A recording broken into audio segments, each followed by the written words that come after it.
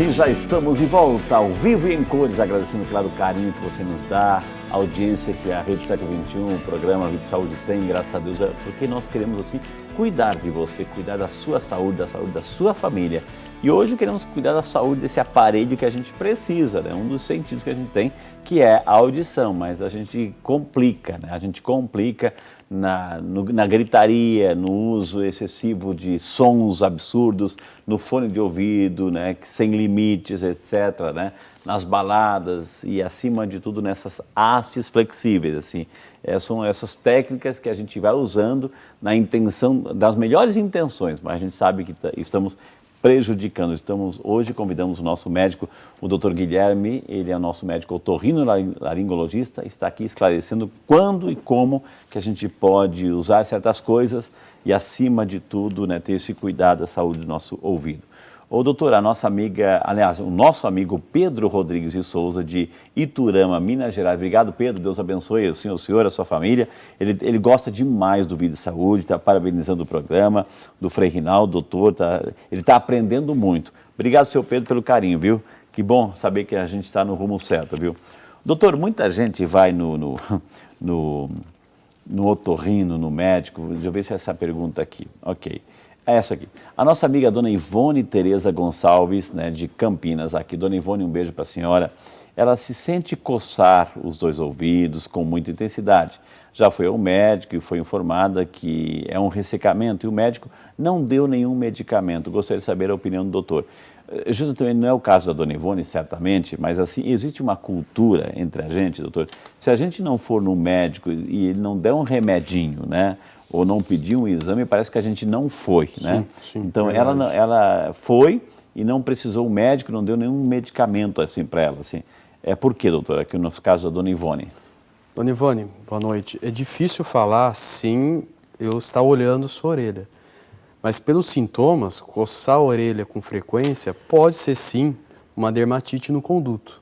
E a causa disso seria a baixa produção de cera, a pouca produção de cera. Tem como estimular a produção? Existem algumas gotas otológicas, se usadas com cuidado, com prescrição médica, pode ajudar. Mas eu costumo falar que a dermatite na orelha, é uma eczema, que nós chamamos, ela é crônica. Significa que tem que usar um tempo, depois de um tempo vai ter que voltar, vai e volta. E como tem gente que tem cabelo seco, cabelo oleoso, pele seca, pele oleosa, tem gente que tem mais cera, tem gente que tem menos cera. A pouca produção de cera gera sim coceira. E o ideal é realmente procurar um otorrino. Se for o caso, aí depende do que o otorrino viu na orelha da senhora. Se for o caso, trata, se não é só orientação. Mas fica um pouco difícil de eu comentar algo que eu não vi. Né? Doutor, eu vou aproveitar a pergunta da nossa amiga dona Nair Castro de Freitas, de Jataí, Goiás. Obrigado, dona Nair, Deus abençoe a senhora, porque eu terminei o bloco fazendo uma pergunta para o senhor. Eu vou aproveitar a pergunta dela, que tem tudo a ver, viu? Qual o procedimento para quem produz muita cera? De quanto em quanto tempo é necessário fazer a limpeza? Aí, doutor, assim, é difícil acesso ao otorrino. Então, eu vou lá na farmácia, compro aquele remedinho, doutor, assim, que amolece a cera, né? Eu posso usar por conta própria e chegar em casa ou pedir para o farmacêutico fazer isso? E aí, doutor? É muito bom a senhora ter bastante cera, é uma proteção. Então, deixa a sua orelha produzindo cera. Em relação a pingar o remédio na orelha, ele não vai tirar a cera da orelha, ele vai amolecer a orelha para depois um otorrino, num segundo tempo, retirar. Para nós otorrinos, eu digo que pouco vai mudar, usar ou não. Pode usar, mal faz? Não faz mal, só não vai tirar a cera. A senhora vai ter que procurar o otorrino de qualquer forma, com ou sem o remédio para amolecer a cera. Ele não vai tirar a cera, ele só vai amolecer. Ela vai continuar lá dentro. Aí, doutor, né, vai amolecer, então ela tá molinha, opa, né? Aí eu pego aquele esguicho, doutor, aquele assim, e borrifo aí na orelha, então vai pressionar e vai expulsar. Pode-se fazer isso, doutor? Por conta própria? Não, porque entramos naquela história, nós não sabemos o que está acontecendo na nossa orelha, porque nós não temos como fazer um autoexame. Então a pessoa não sabe se é cera. A orelha está entupida. Pode ser cera, mas pode ser uma infecção. Aí você vai jogar água numa orelha com infecção, você vai agravar o problema. Então, entupir a orelha, procure o otorrino. Essa é a orientação. Mesmo quando entra um mosquitinho, um bichinho, doutor, aí... Principalmente se entrar algum inseto, nós chamamos de corpo estranho, tem que ser retirado pelo otorrino. Inclusive, inseto, se ele estiver vivo, nós consideramos como uma urgência. É imediatamente procurar o pronto-socorro para fazer a retirada. Porque nessa desorientação ele pode machucar, porque o inseto ele não vai conseguir sair. Ele entrou, ele não sai. Se o inseto estiver vivo, e a pessoa vai perceber, porque vai estar doendo, vai estar com barulho muito alto, se for um inseto voador, a orientação é imediatamente procurar o pronto-socorro. Normalmente a conduta é matar o inseto para depois retirá-lo. Tá. Nunca tirá-lo vivo. Matar, mas é o profissional que faz. Nós fazemos. É o profissional que faz, nada de querer, porque a pessoa entra no desespero e aí sim que vai sempre colocar... o médico que faz, entendeu? Nunca a pessoa. Eu estou exagerando nessa pergunta para você entender, assim, é grave, é uma situação delicada, porque é uma região hipersensível, que qualquer coisinha pode, sim, trazer uma lesão, né, que prejudica para a vida inteira, viu? Vamos lá, a nossa amiga Maria da Penha Santos, de São Mateus, Espírito Santo. Obrigado, dona Maria da Penha, que Deus abençoe. A mãe dela tem 84 anos, um beijo para sua mãezinha, viu? E quase não escuta, mas ela entende, né? Mas ela entende errado tudo que falamos. É quase parecido com o que estamos falando.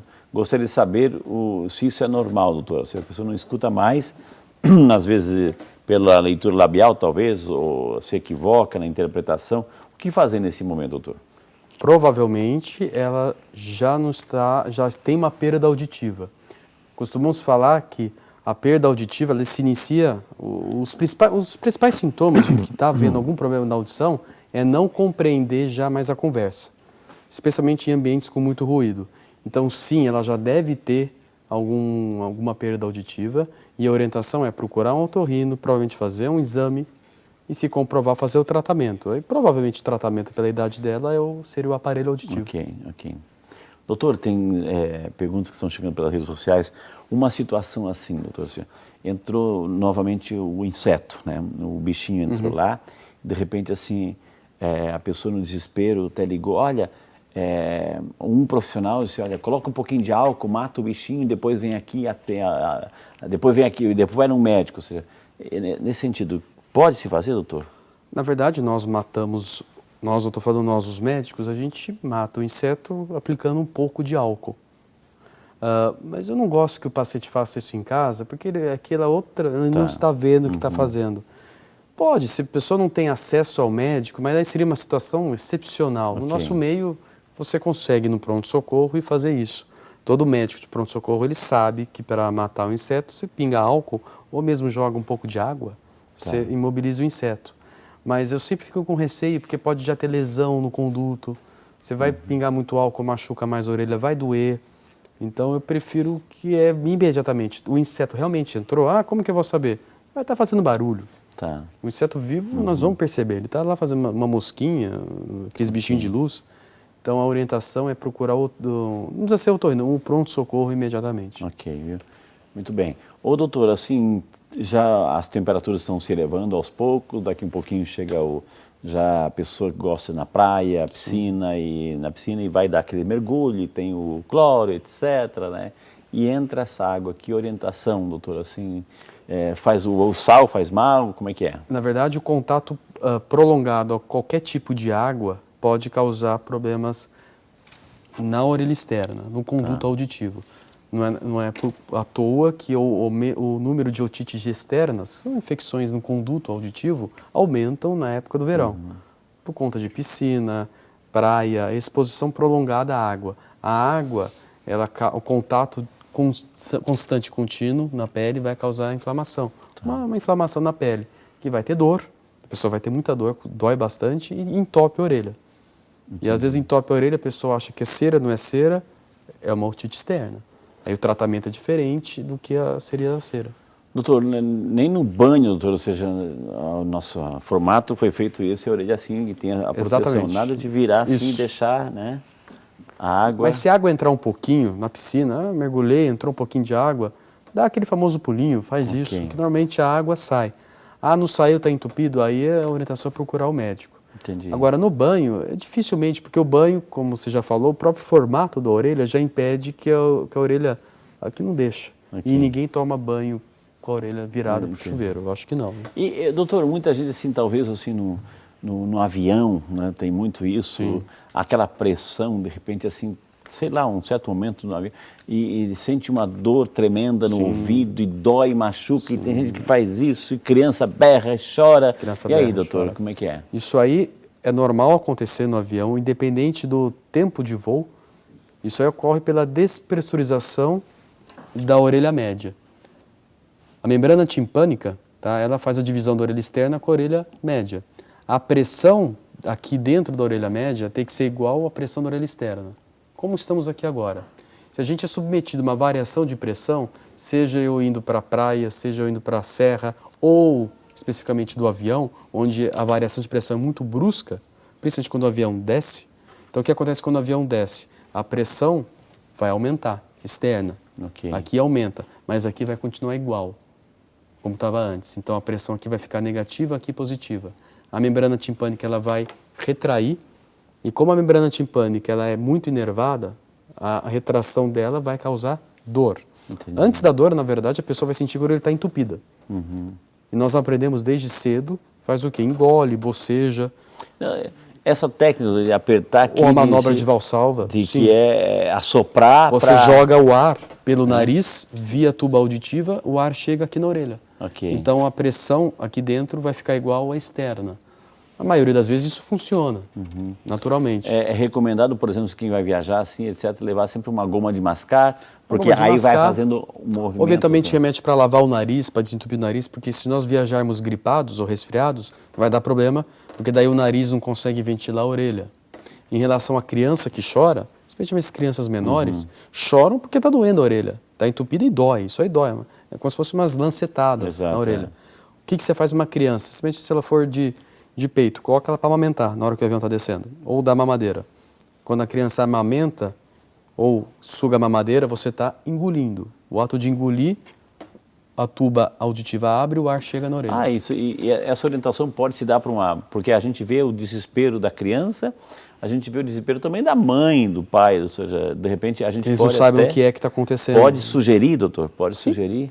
Se for uma criança recém-nascida, coloca no peito ou dá uma mamadeira, dá algo para ela tomar, pode ser um suquinho, pode ser água. Porque você vai tomar, água. a gente pode ser qualquer líquido, porque você vai engolir. Tá. E o ato de a deglutição vai abrir a tuba auditiva. Olha que interessante, uma dica aí. Mais perguntas chegando aqui.